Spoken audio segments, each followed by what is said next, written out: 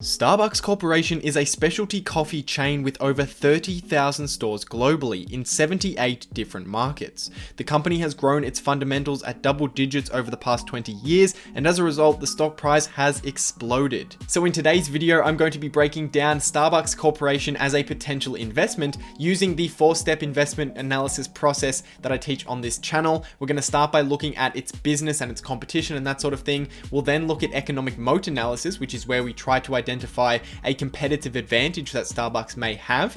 We look at management in a number of different ways, and then towards the end, of course, we will do our intrinsic valuation, which is where we actually try and estimate how much cash we can get out of this business and therefore put a price on how much we're willing to pay. I put a ton of effort into making this video, so if you do enjoy it, I would very much appreciate it if you could hit the subscribe button or leave a comment down below. And remember guys, this is not financial advice, it's not a recommendation or a stock tip in regards to Starbucks specifically. This is just an example of how to go through the stock analysis process that I teach on this channel so that you can follow along and then go ahead and apply that process to businesses that you're looking to invest in. Businesses that are within your circle of competence, businesses that you understand, and businesses that you're passionate about. But without further ado, let's jump into the video. So as I mentioned in the introduction, Starbucks Corporation is a specialty coffee chain with over 30,000 locations globally. Now, some of those locations are company owned, and the company owned locations, they account for about 80% of Starbucks' total revenue,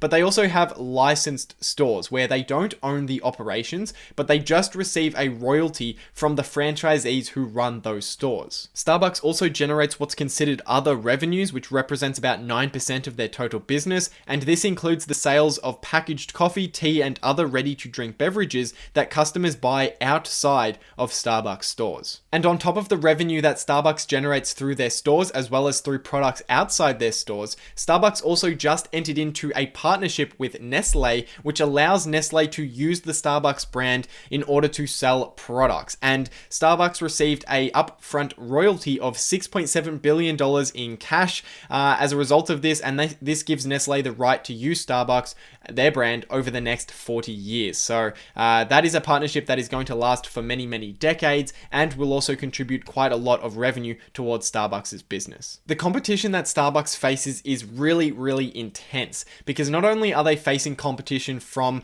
direct specialty coffee chains, whether they're local chains, regional chains, or big chains that are trying to take on Starbucks, such as McDonald's with their McCafe, Starbucks also competes against every other type of coffee shop, as well as grocery and convenience stores that sell other beverage alternatives. There's really nothing stopping someone from deciding not to go to Starbucks and to go next door, or to go and buy a completely different product, an energy drink or something else, which means that it's very hard to retain customers, and only the very small number of really great businesses that can brand themselves and provide the best products are able to survive in these industries. And Starbucks has been one of those companies that has been able to do that. One of the most important aspects of investment analysis is to look at the key business indicators. Now, these are metrics that are unique to specific industries that tell us a little bit more about the performance of the business, and are things that we need to keep our eye on in order to track the performance of these businesses in their industries. So let's talk about one of those. And one of these that are specific to the coffee industry is the price of coffee beans. So coffee beans are obviously a significant cost in Starbucks' business, and Starbucks doesn't just source average coffee beans, they source the highest quality coffee beans, and these are called high altitude Arabica coffee beans. They're very expensive, they take a premium above the average coffee price, but we can use the coffee price index to track how expensive coffee has been over time, and of course how expensive it has been depends entirely on the supply and demand of coffee in the places that they're sourcing them from. As you can see, the price of coffee is subject to strong volatility, with their price index ranging from 50 cents all the way up to $3 and back again within the space of a 20-year period, which is quite a lot of volatility, and it means there is a significant change in the cost of coffee beans for businesses like Starbucks. By the way, guys, if you're interested in learning more about the 4-step investing process that I'm teaching in this video, as well as what I teach on the channel and that I use in my personal research when I'm going through and analyzing businesses, then I actually put together a free 20-minute training video on my website, which you can get access to via the first link in the description below. So if you want to learn more about that, go check that out. And through that video, you can also learn how to apply to join the private community where I help people to consistently outperform the market by following this strategy. So if you're interested in any of that, extra coaching, extra community, that kind of thing, then check out that first link in the description below. But with that said, let's jump on to the second section of our analysis, which is to look at economic moat, which is where we need to find some kind of long-term competitive advantage that gives this company an advantage over the other businesses in its industry. Now, the first part of economic moat analysis is to do a qualitative analysis, which means that we need to look to the business and see what major types of advantages we can apply to Starbucks. And remember, this is just a hypothesis. We're just coming up with an opinion at this point, and then later in the quantitative analysis, we're going to see if it's backed up in the numbers. So we're just trying to form an opinion. And one of the major competitive advantages that I think Starbucks has over its other competitors in its industry is what's called geographic spread. So this is the fact that Starbucks has so many locations across the globe that they are highly convenient for many people. Buying a coffee in the morning or at lunchtime or on the way to work or something like that is something that people do, and convenience and quality is something that is a highest priority for many people in those situations. They're not willing to go a 20-minute drive out of their way just to go to a Starbucks. Many people are happy just to go to the coffee shop that is most convenient for them. And by being available everywhere, by having 30,000 stores globally and being convenient for so many people, they're able to capture a significant amount of that convenience market. And of course, because they have such high quality coffee, they're also able to capture people who are specifically searching out for a Starbucks coffee. Now, as I just mentioned, this is just a hypothesis. It's just an opinion that I've formed by looking and understanding the business. But we then need to do a quantitative analysis to see if it's backed up in the numbers. Because ultimately, if a company has a competitive advantage, then it's going to be backed up in their growth, in the growth of their sales or their revenue,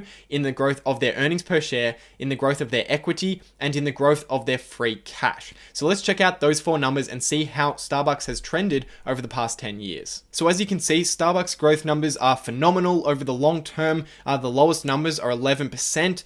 We have earnings per share growing at 32% per year compounded over the long term, which is very, very impressive. And free cash flow, which is one that we watch very closely, is growing at about 14% compounded, which is excellent. You might also notice that the growth of their sales is not only very strong, but it's also very consistent with 11%, 11%, 11%, 9%, and then 10.4% in the most recent year. That consistency, again, is something we really like to see. And we again see that consistency in the free cash flow. We see it in the equity, and earnings per share is the one that is the least consistent, but it's least consistent on the upside, meaning in some years they've massively grown compared to their averages, rather than underperforming their averages in some years. Across the board though, clearly these numbers are phenomenal. Now, one thing I want to mention is that I have adjusted some of the financial numbers. So if you go ahead and download my spreadsheet and you just enter in all of Starbucks' raw numbers for these 4 areas, you will not get the same results that I have in this table, because I have adjusted some numbers for one-offs and to make it look more like the growth of Starbucks' core business. Again, if you want to learn more about how to deal with intricacies like that, check out that first link below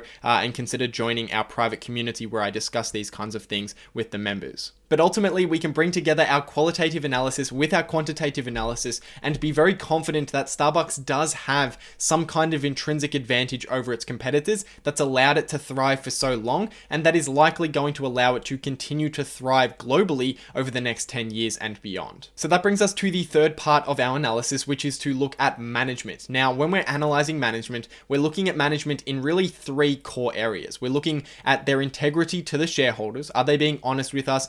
Are their values aligned with ours? We then look at their ability to invest within the business. Are they getting high returns on their investments? And then we look at debt to make sure that they're managing debt correctly. But in the interest of time, we're just going to zoom in on one of these. And the one that we're going to zoom in on today is debt management, to see if management at Starbucks has been effectively keeping debt to a low level, and have they been using debt responsibly. So as of the latest quarterly report, Starbucks had current assets of $7.7 billion and current liabilities of $5.9 billion, which gives them a current ratio of 1.3. Now, traditionally, I like to see this number above 2, but my very, very minimum is that it has to be above 1. And 1.3 is close enough to 2 that I'm okay with this. It means that they have enough short-term assets to cover their short-term debt obligations. But then the story changes when we look at their total liabilities compared to their total equity. So if we take a look at Starbucks' total liabilities excluding deferred revenue, they had $18.5 billion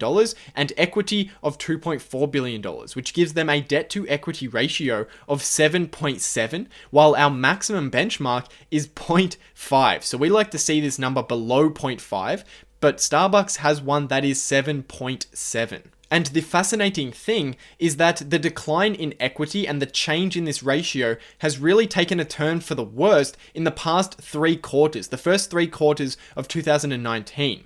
So this is where equity has declined from 7.9 billion to 2.4 billion in just 3 quarters, and this was mostly due to a $7.9 billion share repurchase. So essentially what is happening here is that management a couple of years ago made a promise to return $25 billion to shareholders by 2020, and essentially they were not on target to hit this. So as a result, the new management that's come into Starbucks within the past 3 quarters has decided that they're going to be taking on a lot of debt to repurchase shares and then return capital to shareholders, ultimately just propping up the stock price. And this is something that I really do not want to see, especially because I consider that Starbucks' stock price isn't cheap.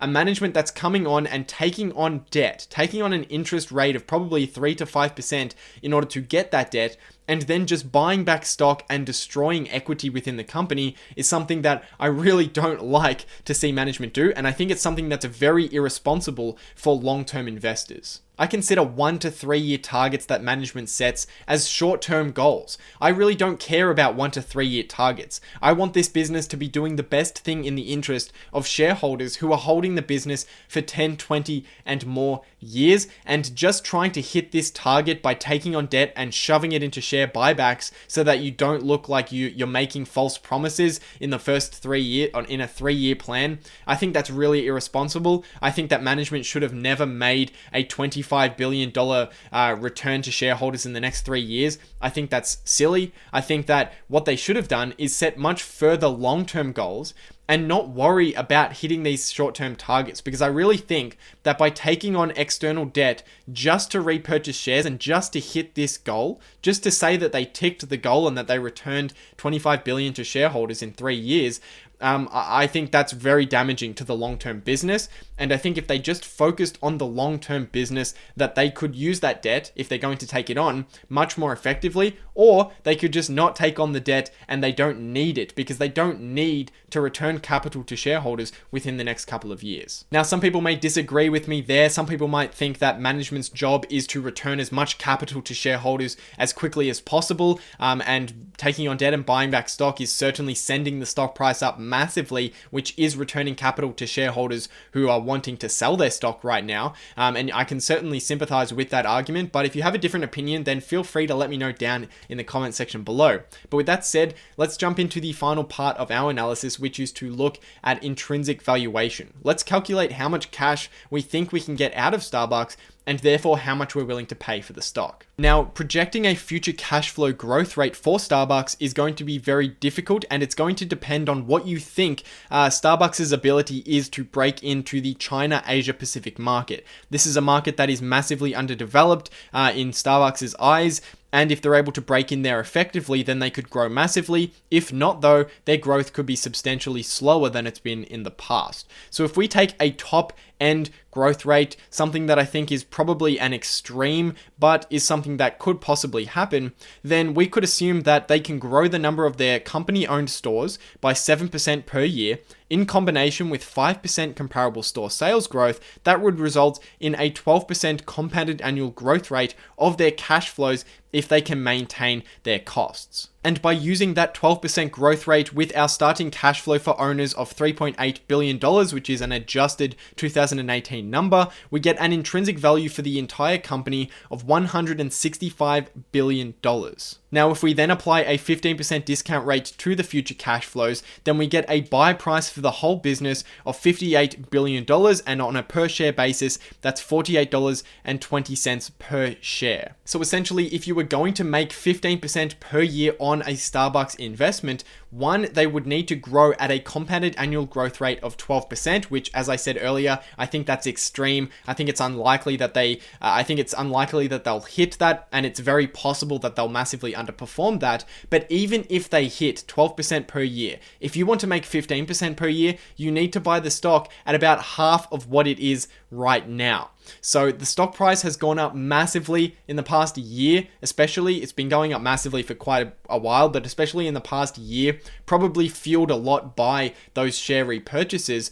The stock has just become to a point where the expected return over the long term is very low, unless you're making big assumptions about their growth in the future. Unless you're assuming that they can grow at 15 to 20% per year, which is, I would say, it's very difficult for a company with 30,000 stores to grow at that rate. They would need to see massive growth in the China market. It's possible, but it's unlikely, and I really don't like making assumptions that are that big. The types of investments that I'm looking for are businesses where I can make low conservative growth estimates over the next few years and still be making quite a good return. I want to be able to assume very slow growth of 4 to 8% in a really great company and still be confident that I'm going to make 10 to 15 to 20% per year on my investment. I don't want to be making big assumptions about what the company can do and then barely making my return, because in those circumstances, if the company underperforms in any way, I'm not going to make the return that I want to make. So it's much better to be patient